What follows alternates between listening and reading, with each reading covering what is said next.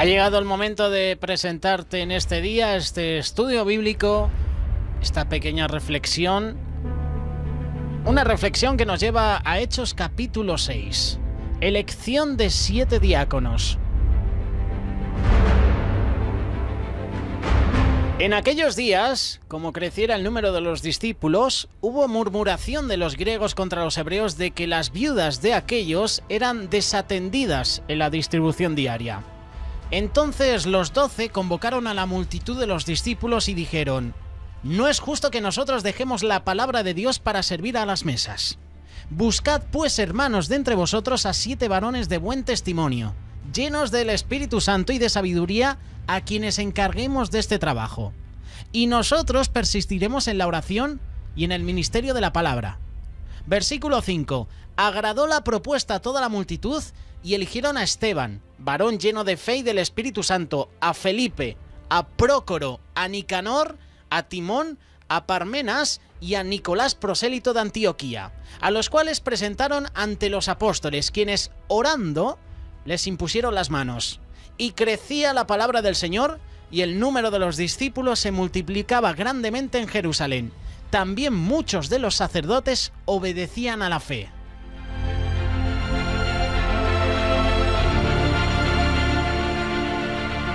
Lo primero con lo que nos encontramos es con una necesidad urgente. La iglesia en Jerusalén estaba creciendo. Los discípulos se multiplicaban. Unos llevaban a otros a la iglesia y escuchaban la palabra de Dios. Con el crecimiento llegaron nuevos retos. El crecimiento es bueno, pero supone tener que volver a plantearse cómo se deben hacer ciertas cosas. Cuando nuestros hijos, cuando nuestros hermanos en el ministerio de la iglesia crecen y dicen, por ejemplo, los más pequeños: «Mamá, ya no me entran estos pantalones, hay que comprar otros», ¿no? Cuando llega un nuevo pequeño a casa, cambiamos ciertos muebles, organizamos las cosas de otra forma, compramos una nevera más grande y se dan cambios en nuestro estilo de vida, ¿verdad? Cuando llegan personas a una casa a vivir o a convivir, pues las cosas cambian, ¿no? Las normas cambian, hay que hacer más espacio, poner más camas, ¿no? Del mismo modo, la iglesia crece, porque está viva, y cuando crece se ha de organizar de manera mejor y diferente, y cuando hay este cambio, pues tienen que haber nuevos retos. En concreto, en Hechos capítulo 6, se nos dice que en aquellos días, como creciera el número de los discípulos, hubo murmuración de los griegos contra los hebreos de que las viudas de aquellos eran desatendidas en la distribución diaria. Y aquí viene uno de los puntos clave: servir las mesas o la distribución diaria. No significa que hicieran falta más camareros para el comedor de la iglesia. Se trata de algo mucho más complejo, más extenso. En la sociedad de entonces, la gente necesitaba, contaba con pensiones, ni subsidios, ni desempleos, y ni otro tipo de ayuda social. Cuando una mujer se quedaba viuda y ya tenía cierta edad, quedaba totalmente desamparada. La palabra de Dios nos dice que en esos casos la principal responsabilidad recae sobre los familiares, quienes han de cuidar de sus viudas.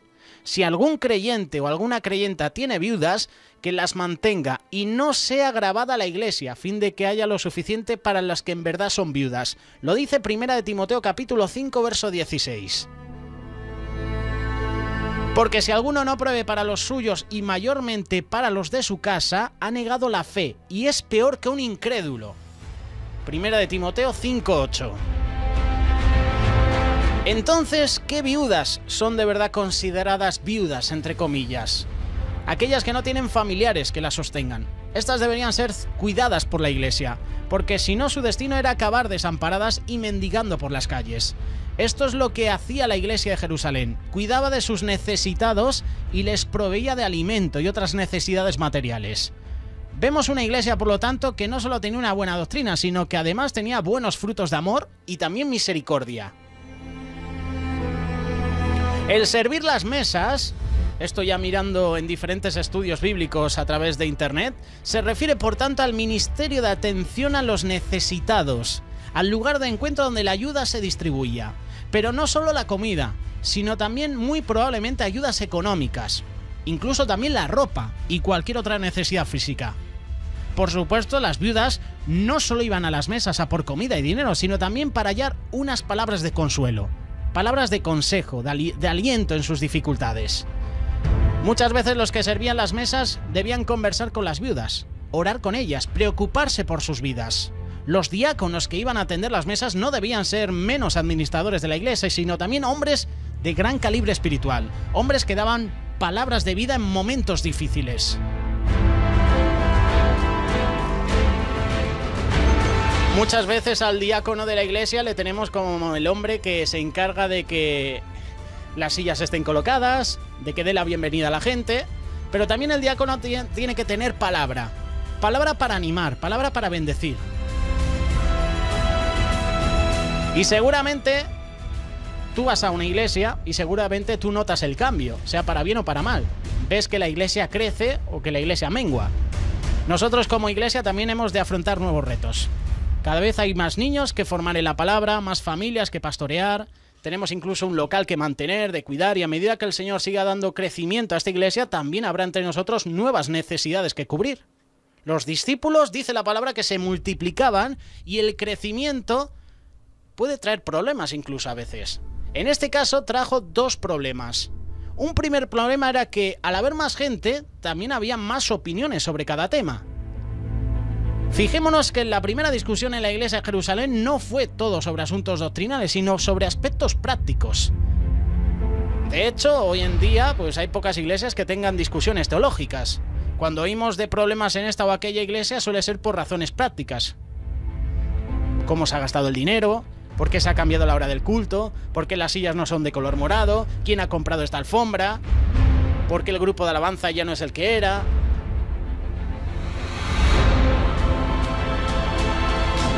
Hace unos meses nuestro compañero Carlos Reitz nos compartió una reflexión sobre algo parecido. Una vez oí de una iglesia que se había dividido porque unos querían el piano a la derecha y otros a la izquierda. Una reflexión que Carlos Reitz siempre nos suele contar en el Magazine de Amigos. Otra iglesia, por ejemplo, estuvo durante semanas debatiendo si las flores de la entrada debían ser naturales o de plástico. ¿No debería haber alguien que decidiera estas cosas? En el caso de este capítulo de Hechos 6, los helenistas de la iglesia de Jerusalén se quejaban de que sus viudas no eran atendidas de forma apropiada. Algo que no estaba funcionando, algo no iba bien. Se tenía que solucionar ese problema. Y este ministerio de servir las mesas era hermoso, pero al crecer se estaba descontrolando. Hacía falta que alguien se ocupara de él, que alguien lo coordinara, alguien que tomara las decisiones oportunas, alguien que con sabiduría y con el Espíritu Santo en su vida, y con mucho tacto, alguien idóneo, podía llevar esta labor. Ese es uno de los problemas que estaba aconteciendo. El segundo problema: habiendo esta necesidad, no era conveniente que los pastores se ocuparan de ella. Esa parecía ser la solución más rápida, que Pedro y que los discípulos se ocuparan de esos ministerios. Pero no era la solución ideal. Esta labor de servir las mesas ya se estaba realizando y muy probablemente eran los pastores quienes la estaban realizando, pero el trabajo aumentaba y empezaba a suponer una amenaza para su llamado pastoral. Por eso los pastores en Jerusalén, que eran los apóstoles, dice que de forma muy sabia: no es justo que nosotros dejemos la palabra de Dios para servir las mesas. Lo hemos leído, versículo 2 de Hechos capítulo 6. No es justo que nosotros dejemos la palabra de Dios para servir a las mesas. Hay, por tanto, dos ministerios en la iglesia: el ministerio de la palabra y el ministerio de las mesas. El versículo 2 nos habla de servir las mesas, literalmente en el griego de la diaconía de las mesas, mientras que el verso 4 nos habla del ministerio de la palabra, o literalmente la diaconía de la palabra. Cualquier cosa que hagamos como iglesia es una expresión de uno de estos dos ministerios. Cuando Lucas escribe este pasaje, usa ambos casos la expresión diaconía, para dejar claro que hay dos ministerios diferenciados en la iglesia. Los diáconos sirven pan de harina y los pastores sirven pan de vida. Si los pastores tuvieran que ocuparse de las mesas, si el pastor de tu iglesia tiene que hacer todo, llevar la alabanza, pasar la ofrenda, presentar, compartir, encargarse de las mesas, apague y vámonos. ¿Quién se ocuparía entonces de la predicación, de estos ministerios? Si el pastor hace todo esto, ¿quién llevaría la palabra, ¿no? La enseñanza, la exhortación? el discipulado, la consejería, ¿no? Ese es el verdadero llamado de los pastores. Esto no quiere decir que los pastores no puedan coger una escoba y barrer, ¿no? Pero qué bueno que pueda haber en la iglesia diáconos, personas que puedan ayudar y también ayudar al pastor a llevar estas cargas.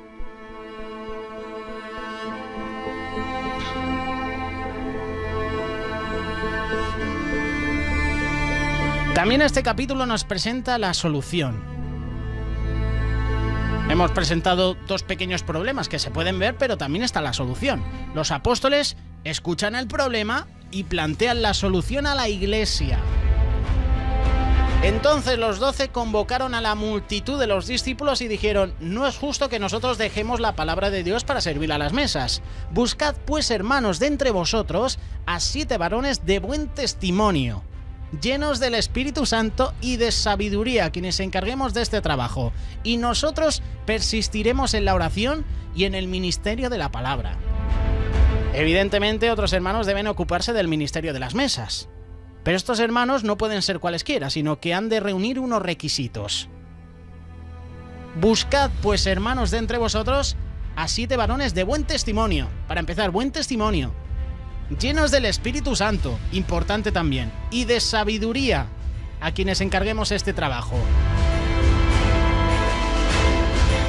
Y como ya hemos mencionado, Esteban, que va a ser el personaje que próximamente esté con nosotros en el apartado La vida de... Y hace hincapié. Versículo 5. Agradó la propuesta a toda la multitud y eligieron a Esteban, varón lleno de fe y del Espíritu Santo. Menciona a Esteban, pero menciona después también a Felipe, a Prócoro, a Nicanor, a Timón, pero dice, eligieron a Esteban, varón lleno de fe y del Espíritu Santo. No dice varones, dice varón, haciendo mención a Esteban. Importante también eso.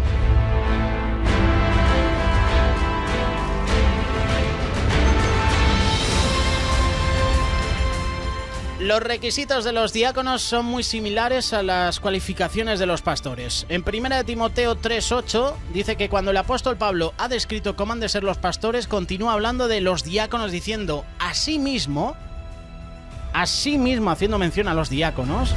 Y vamos a mencionaros algunas características de los diáconos que encontramos en este capítulo 6 y en 1 Timoteo, que parece ser que son los dos pasajes que estamos relacionando en esta mañana, en esta tarde o en esta noche, dependiendo de donde nos estés escuchando.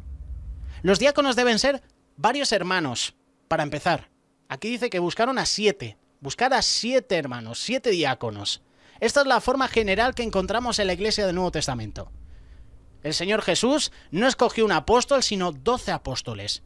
En las iglesias no había un pastor, sino varios pastores. Y ahora, en Hechos 6, no se escoge un diácono, sino a 7 diáconos.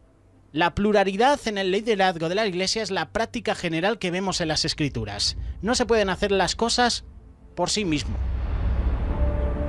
Un ministerio lo tienen que llevar varias personas. Y en este caso, pues, buscaban a 7 diáconos. Y podemos encontrar varias razones para ello. Por supuesto que en la multitud de consejeros, pues como dice la palabra, Proverbios 11:14, se halla la sabiduría. Y que el trabajo en equipo, pues nos evita muchos abusos de poder y personalismos. Los diáconos deben ser hombres confiables. Como dice Hechos capítulo 6, verso 3. Los apóstoles convocaron a todos los creyentes, a la multitud, y a ellos les encomiendan esta labor de escoger diáconos. Los diáconos no son un grupo de hombres incondicionales con los pastores, pero ariscos con la iglesia, no. Estos hombres tienen la total confianza de todos sus hermanos y de las hermanas en la fe. No solo tienen el visto bueno de los pastores, sino también de la iglesia. De buen testimonio para la iglesia, para los hermanos. Esta confianza es vital, pues han de tratar con los asuntos materiales de la iglesia, han de ser personas conocidas por todos, porque son honrados, por su transparencia, su decoro, su prudencia, su bondad, su amabilidad. Por eso los apóstoles dicen muy sabiamente que sea la congregación la que señala a esos. Buscad pues, hermanos, de entre vosotros a 7 varones de buen testimonio.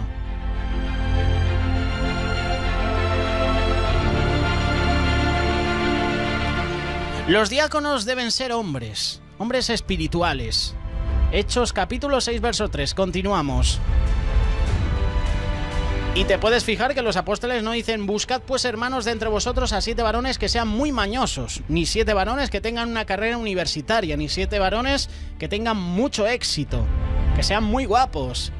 Buscad, hermanos, de entre vosotros a 7 varones de buen testimonio, llenos del Espíritu Santo y de sabiduría. Y escogen a 7. El primero, Esteban, lleno de fe y del Espíritu Santo. El resto del capítulo 6 de Hechos y el capítulo 7 nos describen el sermón de Esteban y su muerte como primer mártir de la Iglesia, que próximamente lo vamos a mencionar, como ya te he dicho. Y evidentemente Esteban era un hombre lleno de fe y del Espíritu Santo, lo acabamos de leer. Además de Esteban tenemos a Felipe, a Prócoro, a Nicanor, a Timón, a Parmenas y a Nicolás, prosélito de Antioquía. El último, Nicolás, era un prosélito, o sea, un griego convertido al judaísmo, que ahora había conocido que el Mesías es Jesucristo, un extranjero recién adoptado a la fe verdadera. 7 hombres diferentes, 7 hombres distintos, pero 7 hombres llenos del Espíritu de Dios y unidos en un mismo sentir. No es la apariencia exterior ni el currículum vitae lo que hemos de mirar en un diácono, sino su talla espiritual, su testimonio y que tenga el Espíritu Santo en su vida.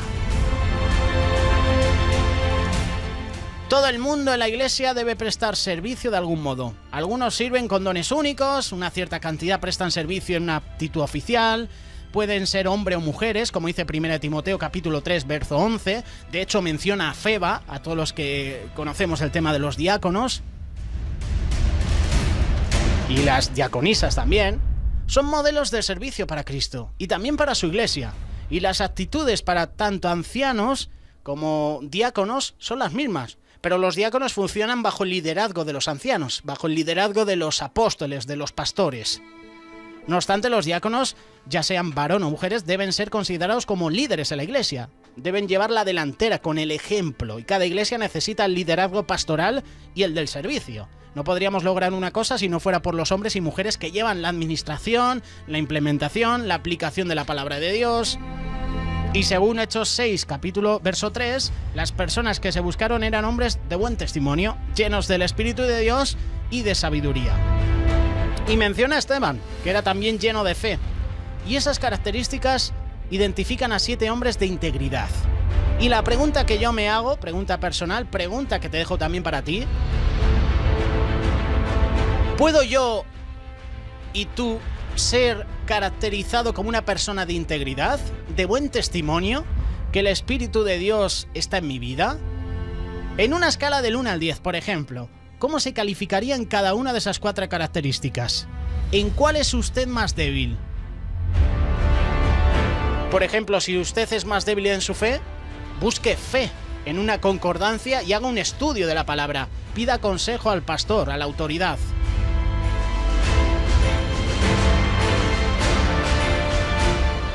Hoy en 30 más 30, Hechos capítulo 6, elección de 7 diáconos.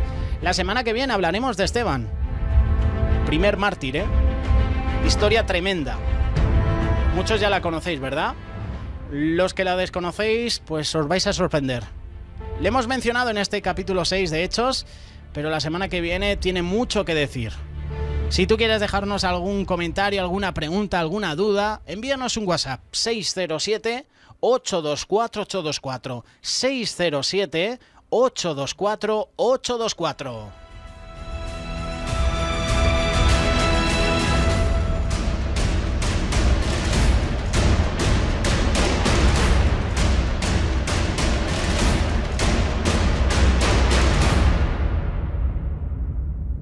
Radio Solidaria, una radio comprometida.